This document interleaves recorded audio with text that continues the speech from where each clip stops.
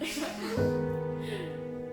welcome back to Tea for Tea. Today we interviewed Shanah, the creator behind Peggy Sue Soaps. So we hope you enjoy the video. We'll see you next one.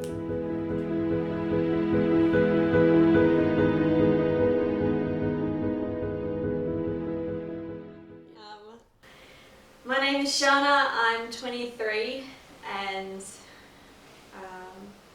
I'm married, been married for 3 years, and I've got a little daughter, Peggy, she's 10 months old. Peggy Sue Soaps is a bath and body business that I started 5 months ago. It just started out as soaps, and I've sort of just been adding products as time has gone on. I try to create products that are natural and that just don't have the fillers and preservatives that all the other products do that you can buy at the shop. So yeah, I try to create stuff that is just healthy and natural for your skin.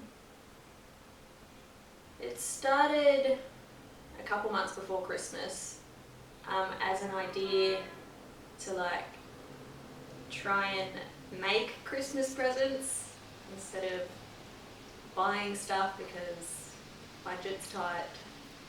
And I think I just looked up a bunch of different ideas, and I feel like candle making is like every second person makes candles. So I feel like soaps was a little bit different, and it seemed easy enough. And so I tried it and I did it, and it just caught on, and it just got out of control just in the lead up to Christmas. After the Christmas rush, I was sort of a little bit sick of making soap, and so I sort of started experimenting with other stuff. And yeah, I'm just really enjoying just trying new things, and so there's just so many products that I could try, and I'm just keen to try them all. So yeah, it just keeps growing, and yeah, I think mainly practically I've just learned a lot of skills, like skills in making things, and even like through this process, I've sort of developed this love of like styling and like photo shoots with the products. I think that's like just as fun, if not even more fun than actually making the products, is doing the social media side of it. So that's sort of something that I didn't know interested me, I guess. So I've sort of grown in that area, just realising there's different things that I enjoy. Yeah, I think because I was just a stay-at-home mum before, just not doing anything, just watching garbage TV, I think it's given me an opportunity to communicate to people that, like just random people around the country that I would never get in contact with otherwise. So I think it's sort of grown me to sort of realise the importance of community, even though I'm probably never going to meet these people. I think it's cool that, like, yeah, I can just meet strangers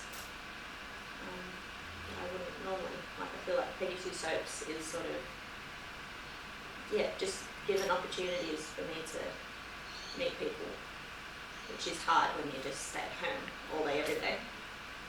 So I've been enjoying that. So at the start, it was just get in the kitchen and just try a bunch of stuff, and if it flops, it's whatever, you just chuck it in the bin. But I was just wasting so much money and stuff doing it that way, and so now the process before I release a product is just research. I just do hours and hours of research on each product and each ingredient and how they work together, and I feel like I've got my head around products better and ingredients and how they mix and what doesn't work and what works and whatever. So before I try a new experiment or whatever, I sort of got more of an idea of if it's going to work or not. So I feel like the best example is my bath bombs. So I released bath bombs and I ordered this mica powder colouring stuff, and it was made for bath salts and bath bombs and soaps and whatever. So I feel like it was a safe colourant to use in bath bombs because it had it in the title before I bought it.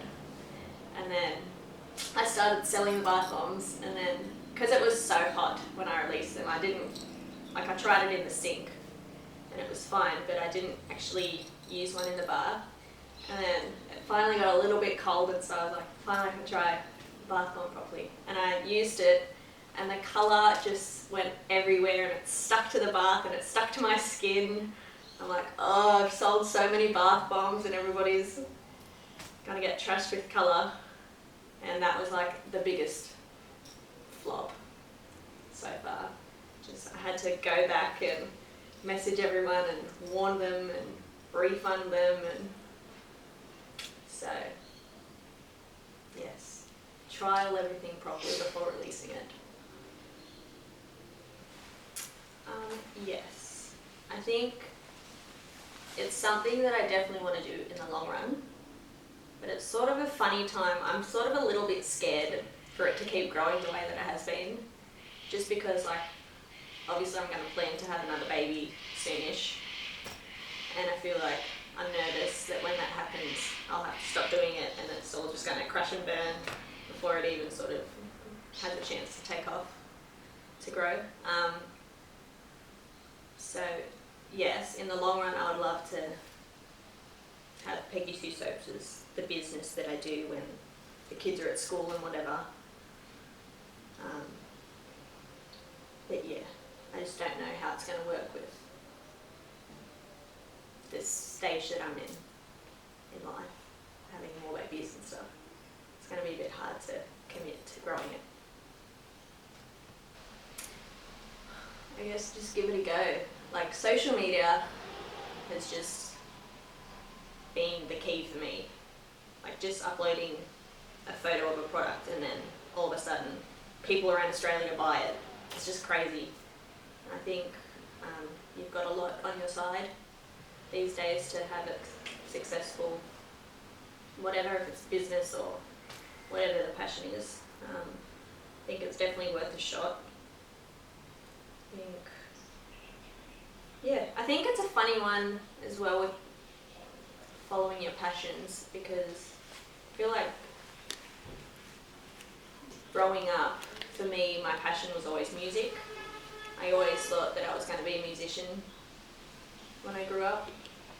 I love to sing, I love to perform, I love gigging, and I still do. But I think that passion is very easy to go to your head. Like, I think deep down everyone just loves the attention and the fame side of things. So I think some things are best to keep as hobbies.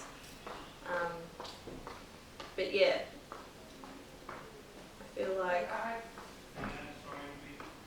like in my case, this was just a fluke, I think. It's just, I think. And I've got another friend as well, her passion has always been modelling, and she's just, she just got offered her dream gig, and she turned it down because she sort of realised that behind the passion was the attention and the approval that she wanted and whatever. So I think if your passions at the end of the day sort of help you be in community with people and helps, I don't know, just isn't damaging, because I think it's very easy to, I don't know. I just think it's a tricky one, and you just have to be wise with what you choose to pursue, because some things just aren't worth it in the long run. I think if it's harmless or whatever, then 100% do it, go for it. That's really good. That's all the questions I have.